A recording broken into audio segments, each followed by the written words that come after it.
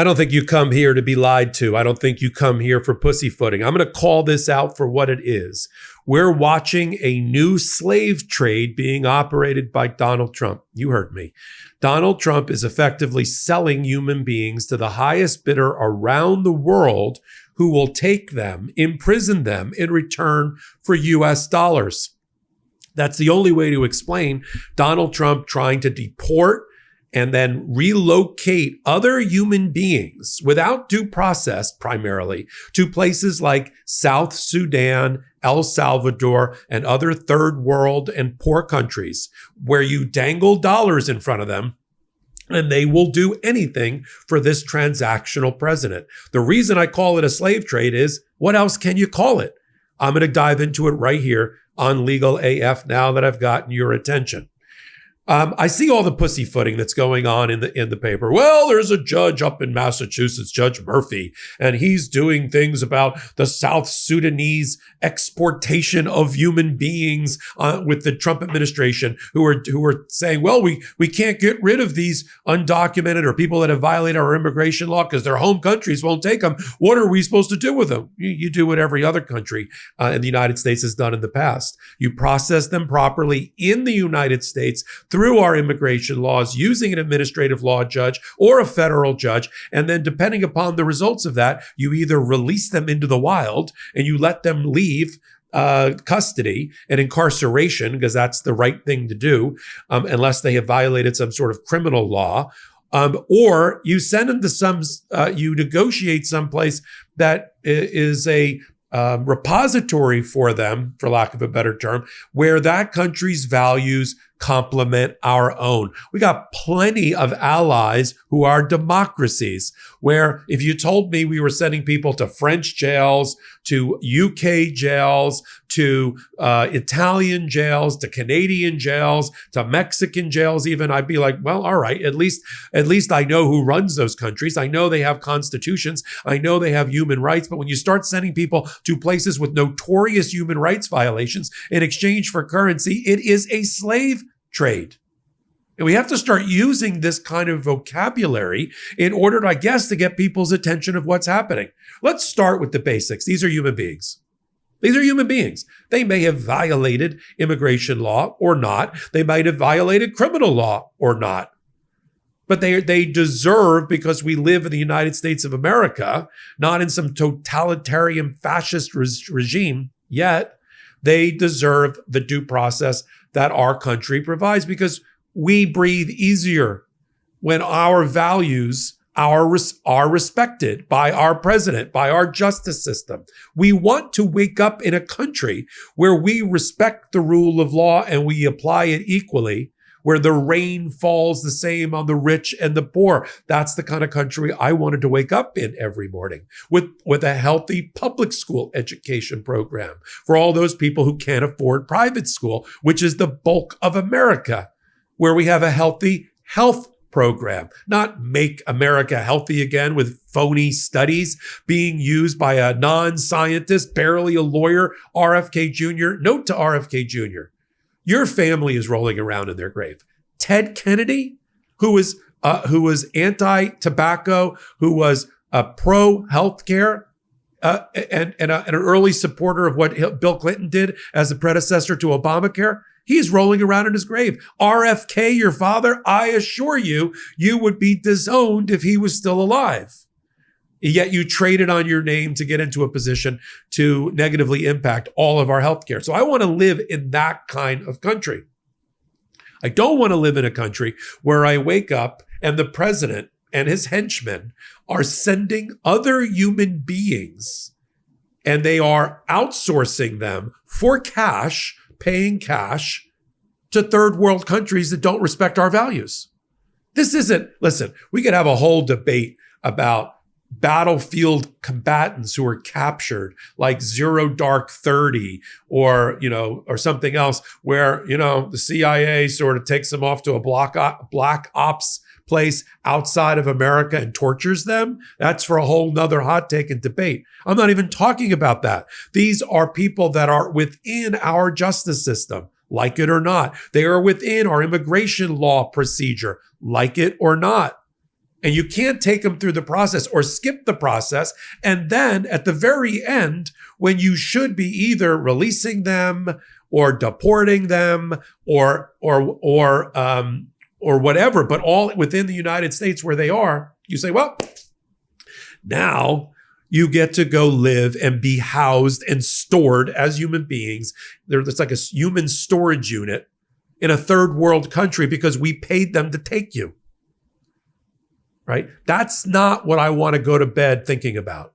Other human beings who may or may not have done anything wrong being abused in foreign gulags in a new slave trade operated by Donald Trump. Because let's remember, they don't just, I know the movies make them out to be whatever, but they don't just all sit around pumping iron in the yard, watching television, smoking cigarettes. I mean, I'm sure there's a fair amount of that. But in some countries, including the United States, we put them to work. Slaves. They make alarm clocks. They make license plates. There's a whole prison industry of products that you and I don't want to think about that are in our homes right now, made by prisoners who are getting paid pennies, if not $1 a day. I know everybody wants to imagine, the guy in a chain gang out with a stick with a nail, picking up the litter on a highway, but we're not talking about that. They are forced to make things, to be productive. When you take a human being and you force them for no or low pay to do things they don't want to do, there's a name for that. It's called involuntary servitude. That's where the slave trade comes up. So let's start using the vocabulary that accurately portrays what's happening. The quicker we get to use the right vocabulary, speaking truth to each other, we can speak truth outside of this audience and take it to the streets and take it to the midterms and take it to voting. Now, people ask me all the time, what can we do about it, Popok? It's inhumane. It's not the America that we live for. We all take an oath to support the Constitution. We all ultimately pledge our allegiance to the flag. Whether you're a new citizen or an existing citizen, I'm not the only foot soldier to protect democracy because I'm an officer of the court, because I literally swore an oath to uphold the Constitution and to uphold my professional and ethical duties as a lawyer. Everybody here has an obligation to be a defender of the Constitution and defender of our way of life, of our justice system. And don't let it be captured, right, by Donald Trump, who's shrink wrapped it. He's taken the beating heart of what makes our democracy, and he's put a wrap around it. He shrink wrapped it. Covering it with some sort of MAGA pseudo-patriotic BS. I know the country that I live in. I know the country that I helped build, and so do you. And there's no more time. We don't have the luxury anymore of the silent majority, right? We don't. That majority has to become animated and activated now. You got to throw open the window. You got to stick your head out of the window and scream at the top of your lungs, I'm mad as hell and I'm not going to take it anymore. That's from Network. But you need to do the same thing now. And the way that you can invest your energy into something productive is go work with your local Democratic Party. Go work with your state Democratic Party, the National Democratic Party. Work on voter registration and voter suppression. I'm doing that right now. I'm working with groups all around Florida to make sure that voter suppression doesn't overturn the results, if you will, of the next election. There's purging of voter rolls going on right now. Go see if you've been purged. Don't think, well, I'm okay. I can get my mail-in ballot. I did that a couple of years ago. Forget it. They've changed the rules. Make sure you comply. You've got time, but it's not unlimited. And if we can get our voters out, if we can get the souls to the polls at the midterms, we'll get back the House and the Senate. And if we get back the House and the Senate, we'll stop Donald Trump from having 300 or 400 judges or more appointed during his term. He'll set a record without us. He'll set a record if we let him on judge appointments.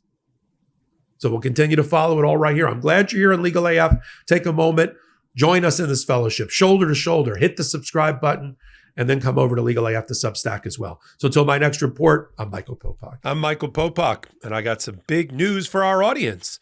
Most of you know me as the co-founder of Midas Touches Legal AF and the Legal AF YouTube channel, or as a 35-year national trial lawyer. Now, building on what we started together on Legal AF, I've launched a new law firm, the Popok Firm, dedicated to obtaining justice through compassionate and zealous legal representation. At the Popok Firm, we are focused on obtaining justice for those who have been injured or damaged by a life-altering event, by securing the highest dollar recoveries. I've been tirelessly fighting for justice for the last 35 years, so my own law firm organically building on my Legal AF work just feels right. And I've handpicked a team of top-tier trial fighters and settlement experts throughout all 50 states known as big auto injury attorneys who have the know-how to beat heartless insurance companies, corporations, government entities, and their attorneys. Big Auto's attorneys working with my firm are rock stars in their respective states, and collectively responsible for billions of dollars in recoveries. So if you or a loved one have been on the wrong side of a catastrophic auto, motor vehicle, rideshare, or truck accident, suffered a personal injury, or been the victim of medical malpractice, employment harassment or discrimination, or suffered a violation of your civil and constitutional rights, then contact the Popok Firm today at 1-877-POPOK-AF or by visiting my website at www.thepopokfirm.com and fill out a free case evaluation form. And if we determine that you have a case and you sign with us, we don't get paid unless you do. The Popok Firm, fighting for your justice every step of the way.